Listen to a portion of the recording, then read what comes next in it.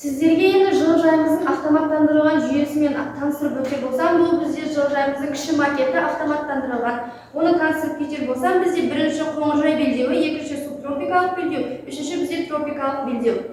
Бұл бізде Arduino Uno бөлшектерімен жабдықталған. Ең бірінші бізде температура датчигі. Температура датчигі бізде температура 24 градустан төмендеп кеткен кезде автоматты түрде люк ашылады. Бізде люк ашылғаны сары түспен көрсетіледі. Егер де бізде температура 24 градустан төмендеп кеткен жағдайда бізде күлгін түсті көрсетіп, люк автоматты түрде жабылатын болады.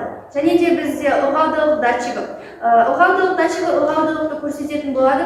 Бізде жылыжайдың ішіндегі ылғалдылық күрт төмендеп кеткен кезде су насосымен сулар автоматты түрде жіберілетін болады. Және де ол кезде бізде қызыл түс жанып тұратын болады.